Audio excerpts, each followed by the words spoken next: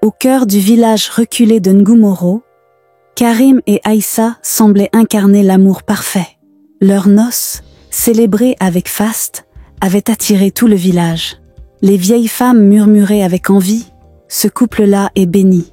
Ils auront une grande lignée. » Aïssa avait cru aux promesses d'une vie heureuse. Karim, avec son sourire franc et ses manières assurées, avait su conquérir son cœur.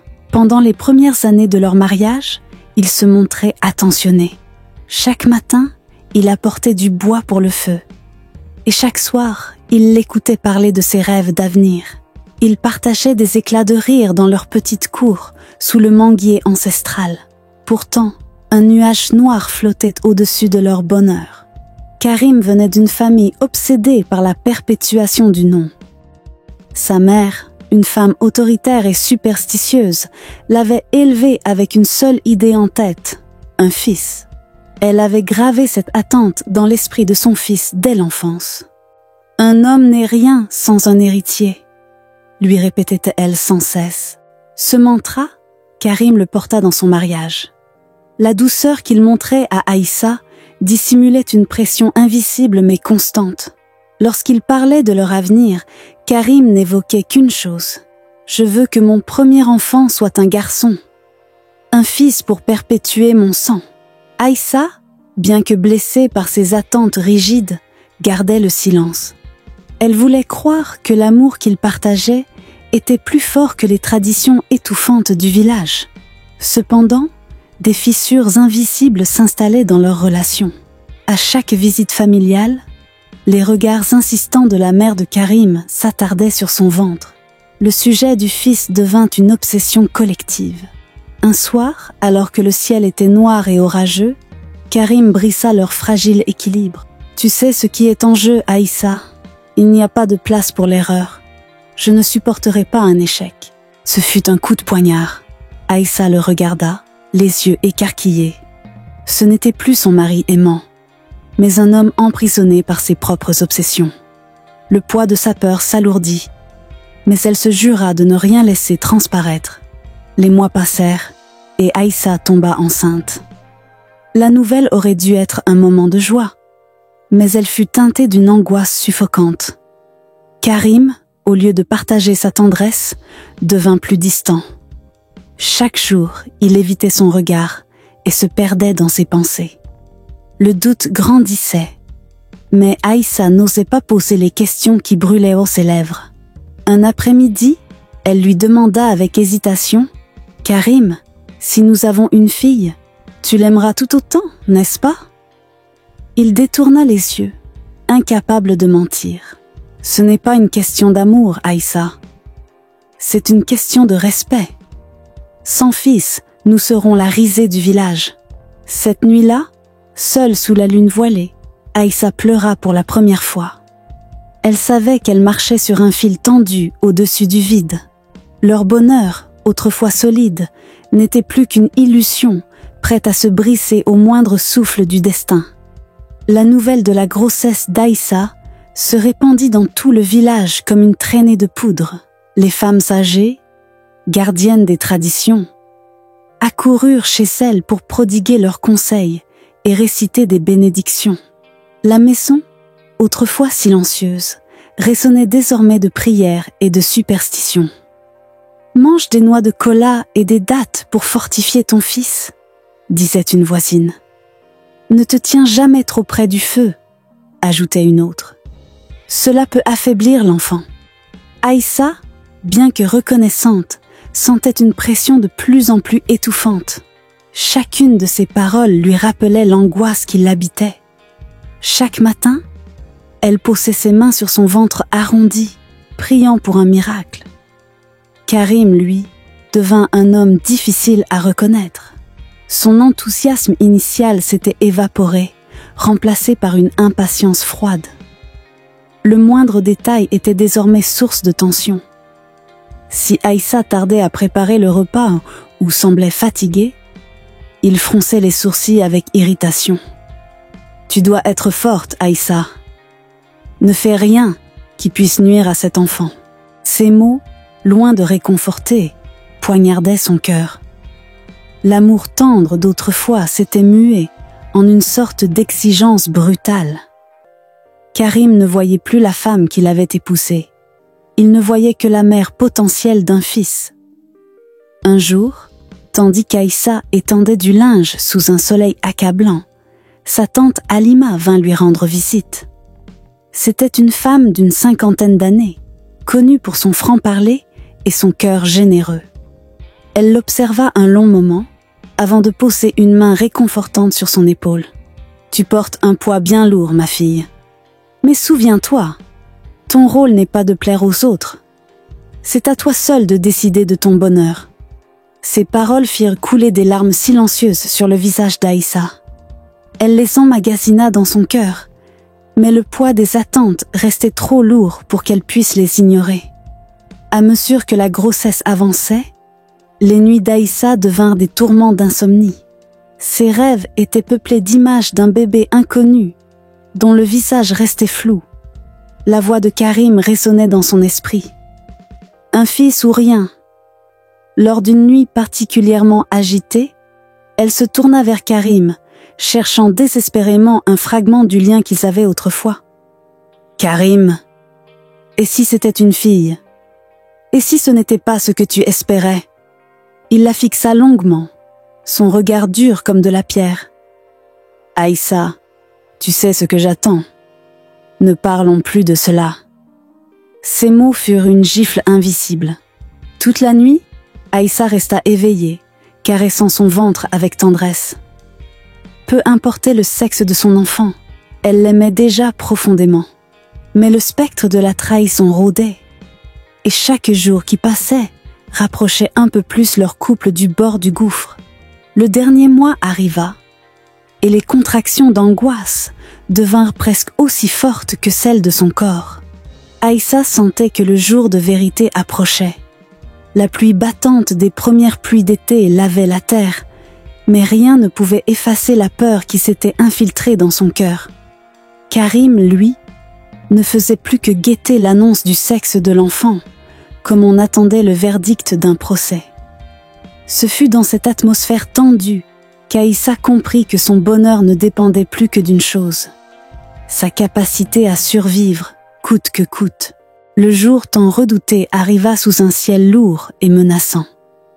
La nuit précédente, Aïssa avait été prise de douleurs violentes.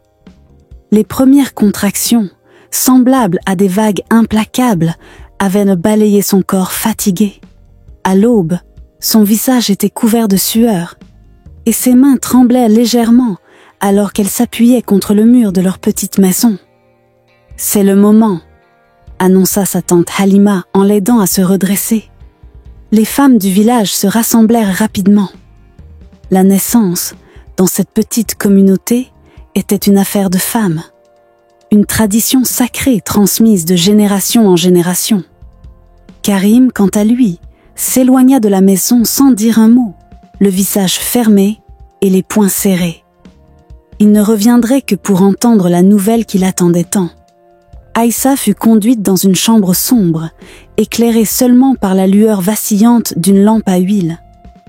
Les draps furent rapidement étendus, et les femmes se mirent à réciter des prières dans une atmosphère de tension palpable.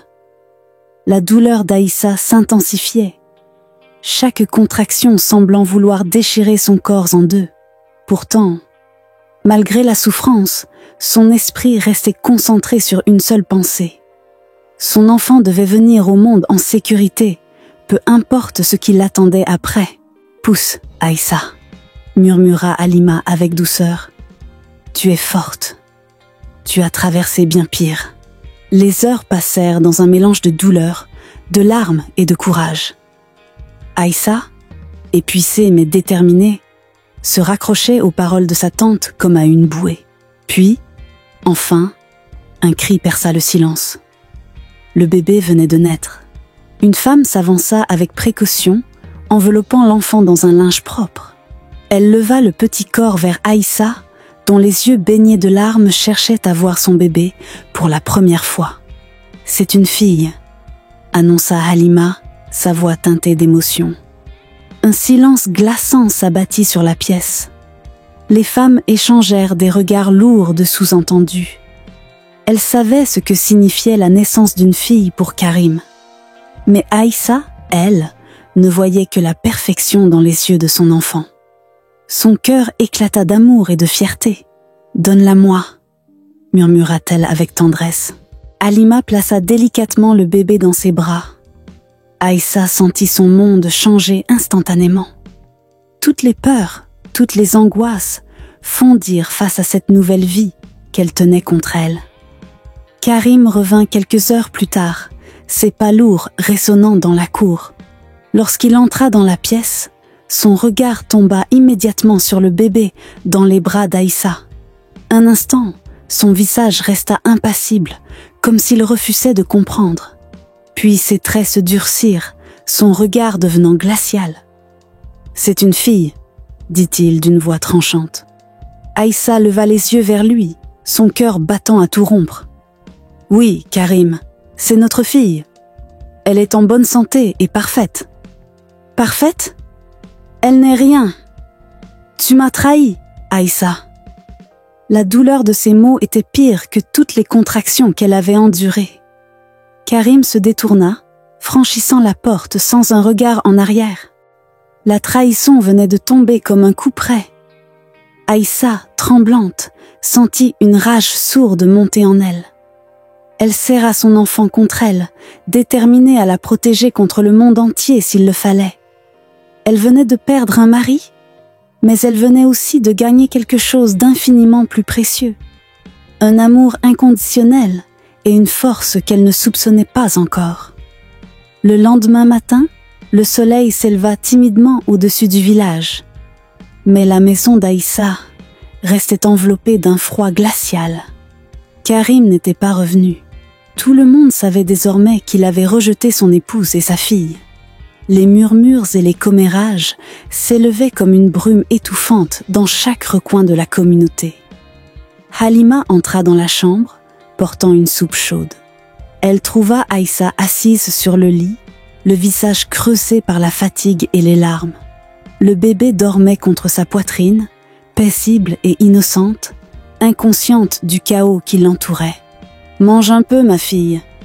Tu dois reprendre des forces. » Aïssa leva les yeux vers sa tante, mais ses mains restèrent immobiles. Son cœur, brisé par l'abandon, refusait de trouver la moindre consolation.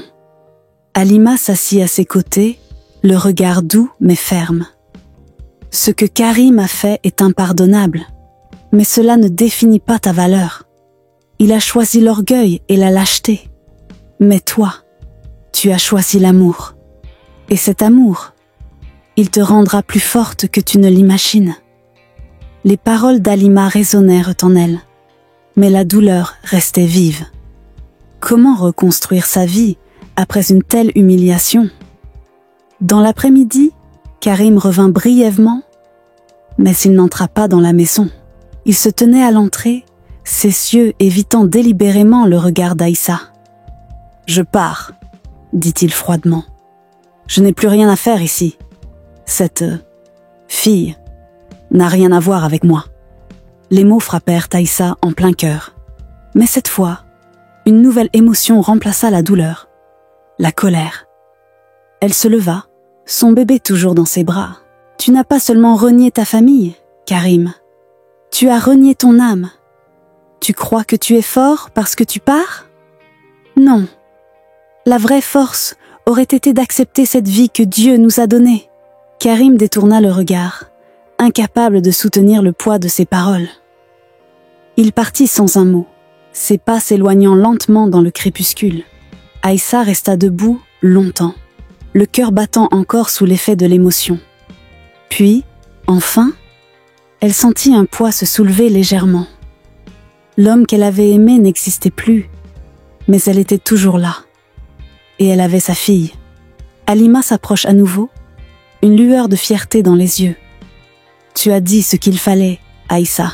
Maintenant, il est temps de penser à toi. » Ce soir-là, Aïssa pleura une dernière fois, laissant toutes ses souffrances s'écouler avec ses larmes. Quand elle s'endormit, un sentiment nouveau l'envahit doucement. celui d'une force retrouvée. Demain serait différent. Demain, elle commencerait à reconstruire. L'aube du lendemain apporta un vent frais et léger, comme une promesse de renouveau. Aïssa se réveilla avec la sensation étrange d'avoir laissé derrière elle une partie de son ancienne vie. Sa fille dormait paisiblement à ses côtés, son petit visage rayonnant d'innocence. Halima entra, portant un panier de linge propre. « Comment te sens-tu aujourd'hui ?» Aïssa se redressa, ses yeux fatigués mais déterminés. « Différente. Je ne veux plus pleurer. Je veux me relever. » Halima hocha la tête, son regard empli de fierté. « Alors, il est temps de prendre des décisions. Le village te jugera peut-être. Mais c'est toi qui écriras la suite de ton histoire.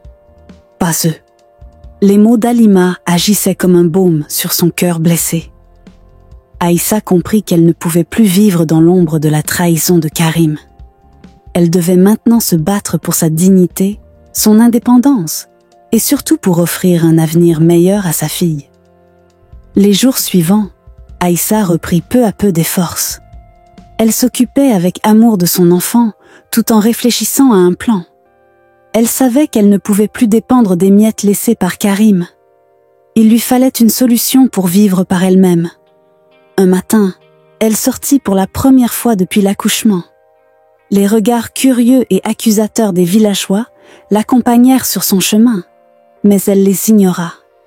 Elle marcha d'un pas ferme jusqu'au marché local, où elle trouva Souleymane, un vieil ami de la famille qui tenait un étal de tissage traditionnel. « Aïssa !» s'exclama Souleymane en la voyant approcher. « Tout le monde parle de toi, mais je sais que tu es plus forte que ce qu'ils disent. »« Je veux travailler, » répondit-elle sans détour. « Apprends-moi à tisser. Je veux gagner ma vie par mes propres mains. » Souleymane resta silencieux un moment, puis il sourit avec bienveillance. « Tu es courageuse, Aïssa. Je t'apprendrai tout ce que je sais. » Chaque jour, Aïssa se rendit chez Souleymane pour apprendre l'art du tissage. Ses mains, d'abord maladroites, devinrent peu à peu habiles. Les motifs qu'elle créait étaient imprégnés de son histoire. Des dessins symbolisant la douleur, la résilience et l'espoir. Les premières ventes arrivèrent rapidement. Les femmes du village, malgré leurs jugements initiaux, commencèrent à admirer son travail. Un jour, Halima vint voir son étal.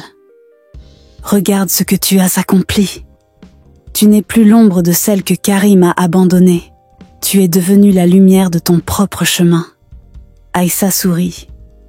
Ses blessures n'étaient pas totalement guéries, mais elle avait retrouvé son pouvoir. Elle était à la fois une mère, une artisane et une femme libre. Et surtout, elle avait bâti un avenir où sa fille pourrait grandir sans honte ni crainte. Le soir, en tenant sa fille dans ses bras, Aïssa chuchota doucement. « Mon trésor, nous avons souffert, mais nous sommes debout. Ensemble, nous construirons un avenir lumineux. » Et pour la première fois depuis longtemps, Aïssa sentit la paix fleurir dans son cœur. Les semaines passèrent, et la réputation d'Aïssa ne cessait de croître. Son tissage devint une marque de résilience dans le village. Ses créations, riches de symboles, portaient les traces de son courage et de sa détermination. Cependant, malgré cette nouvelle stabilité, les ombres du passé n'étaient jamais loin. Un matin, alors qu'Aïssa s'installait à son étal au marché, elle aperçut une silhouette familière au loin. Karim. Il revenait après des semaines d'absence, le visage dur, mais les yeux emplis d'une lueur qu'elle ne lui connaissait pas. Il marcha droit vers elle, ignorant les murmures des villageois qui s'étaient attroupés pour assister à cette scène. Aïssa sentit son cœur battre plus fort, mais ce n'était plus de la peur. C'était une force intérieure, prête à affronter tout ce qu'il avait à dire. « Aïssa, » commença Karim, « je suis venu te parler. » Les mots flottèrent un instant dans l'air, mais Aïssa resta silencieuse. C'était lui, cette fois, qui cherchait les mots. « J'ai fait une erreur, » continua-t-il. Je ne savais pas ce que je faisais en partant ce jour-là. J'étais aveuglé par mon propre orgueil et mes attentes. Mais je vois maintenant ce que j'ai perdu. Il baissa la tête, un geste rare pour lui. Je veux revenir. Le marché entier retint son souffle. Aïssa, elle, sentit un mélange de colère et de tristesse monter en elle. Elle se leva lentement, ses yeux plongeant dans ceux de Karim. Revenir ? Revenir pourquoi, Karim ? Pour récupérer ce que tu as abandonné sans hésitation ? Karim ouvrit la bouche, mais Aïssa l'interrompit. Tu m'as rejeté, moi et notre fille. Tu as préféré écouter la voix des traditions obsolètes plutôt que celle du cœur. Aujourd'hui, tu te tiens là parce que tu as vu que je pouvais me relever sans toi, mais je ne suis plus la femme que tu as quittée. Les larmes montèrent aux yeux de Karim, mais Aïssa n'avait plus de place pour la pitié. Ma fille mérite un père qui l'aime sans condition, et moi, je mérite un mari qui voit ma force, pas mes failles imaginaires. Karim tenta une dernière fois. Je suis prêt à changer, Aïssa. Elle le regarda longuement, puis répondit avec une voix douce mais ferme. Je te pardonne, Karim, mais mon chemin ne passe plus par toi. Elle tourna les talons et partit, le cœur léger, sa fille dans les bras. Les villageois, témoins silencieux de cette scène, comprirent que quelque chose avait changé. Aïssa n'était plus seulement la femme abandonnée, elle était la femme qui avait choisi sa liberté. Ce soir-là, sous un ciel étoilé, Aïssa regarda sa fille dormir. La tempête était passée, et dans son cœur brillait une lumière nouvelle, celle de l'espoir, de l'indépendance et de la paix retrouvée. L'histoire d'Aïssa, c'est celle de milliers de femmes à travers le monde. Une histoire de douleur, de rejet, mais surtout de résilience et de renaissance.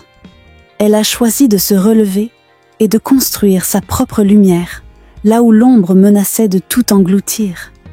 Et vous, pensez-vous que Karim méritait une seconde chance malgré ses erreurs et son abandon ? Dites-nous ce que vous en pensez en commentaire.